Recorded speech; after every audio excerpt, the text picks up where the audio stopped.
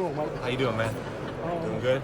Yeah, I'm chilling, man. Good. Being a naturally bigger man, what role do you think that'll play in the fight? I mean, that's the storyline everybody's been talking about, and obviously it'll play a big role. I have really strong hands. Ask anybody that I fought, ask you guys I fought. If I didn't knock them out, I broke their nose, broke their jaw. I'm a strong athlete, so that's an advantage that I want to take into that ring and something he's got to worry about for all 12 rounds. Are you worried about fighting at a weight that you've never fought at before? No, because like I said, I've got great people around me, and we're really systematically breaking this down. I'm a coachable, teachable guy, so if you tell me to eat this, I'll eat that. You tell me to drink this, I'll drink that. So, I think we're going to bring the weight down really nicely. I'll come in at 168 and rehydrate back up. So I'm not too worried. It's not too far off from what I've done in the past. Now, Caleb may be the slickest fighter at 168.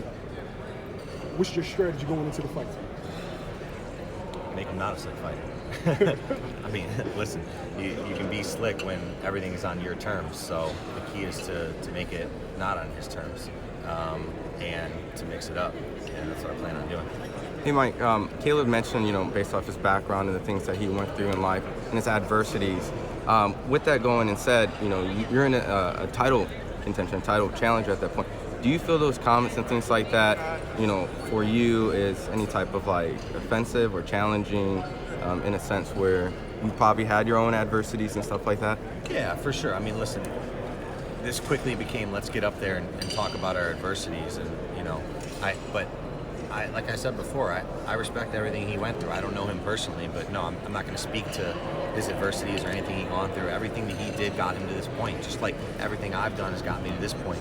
God knows that I've gone through more hospital visits, and especially when I got diagnosed with that autoimmune disease that kept me out of the ring for 2 years, I didn't even know if I'd be living anymore, let alone fighting. Doctors told me to my face I was done fighting.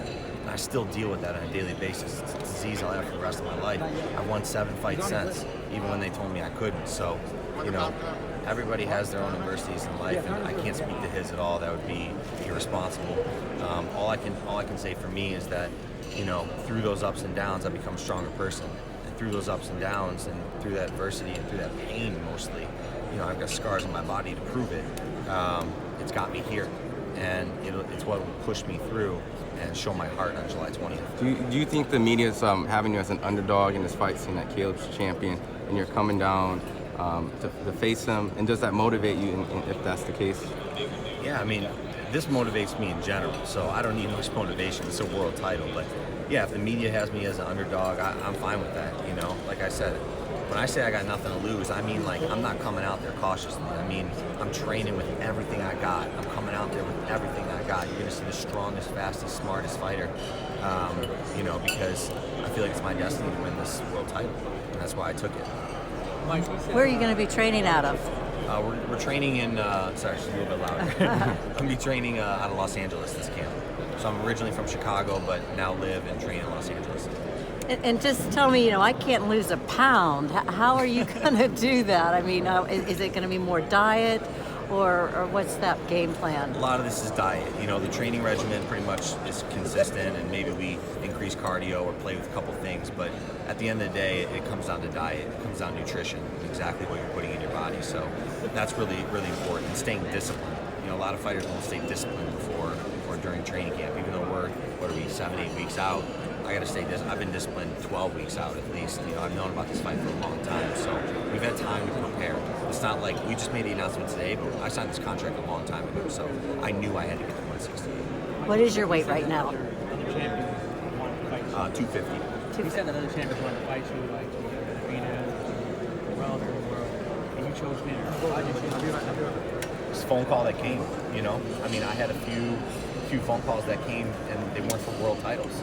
And I told Mike Rayo, I said, I'm 21-0, I'm ranked 3rd in the world. Get me a title, man. I know I deserve it. I know I've been here. Let me fight for this world title. And when the 168-pound opened up, I said, let's go. Let's do it. So it wasn't like I had a smorgasbord to choose from.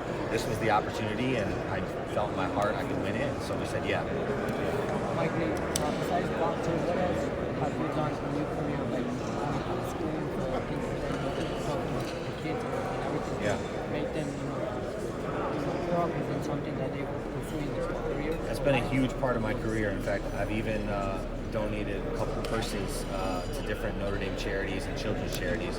One in particular called Family Reach that helps children dealing with cancer and disease, and some that are on their final days and helping their families. So that's been super important to me. I've traveled all over the world giving back, and I think I'll end up doing that my entire career, my entire life, and speaking to kids about chasing their dreams. I mean, just like you heard me up there's a lot of people that didn't believe that I would get here. And so I always tell people to chase their dreams, no matter how many people online or in front of your face tell you you can't do it. That's been my ultimate message. And so whether it's speaking to college kids or you know, any type of kids or children's organizations or donating or being a part of those causes, it's really near and dear to my heart.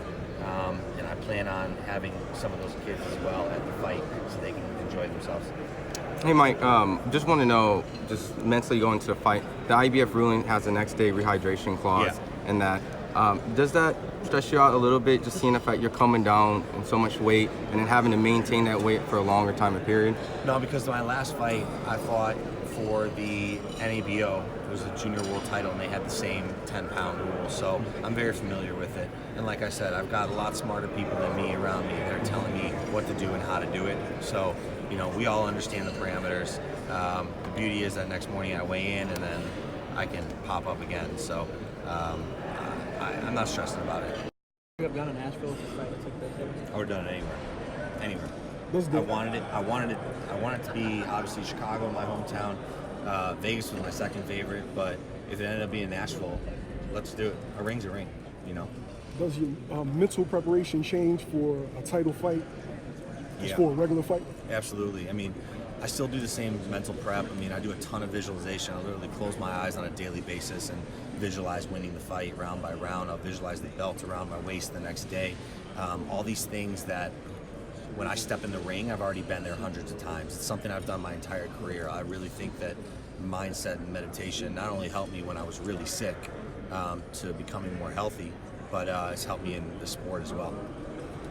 You're a much bigger man. If you enjoyed the video, feel free to hit the like, subscribe, and share. As always, if you want to support us to the next level, head over to the patreon.com/ThaBoxingVoice. We have tons of exclusive from Border Wars and title, betting shows, the list goes on and on and on. But in addition to that, if you guys have questions for fighters, trainers, and promoters, this is where you can submit them. We will run out, get these questions answered, and put it back on the show just for you guys. Appreciate it. Peace.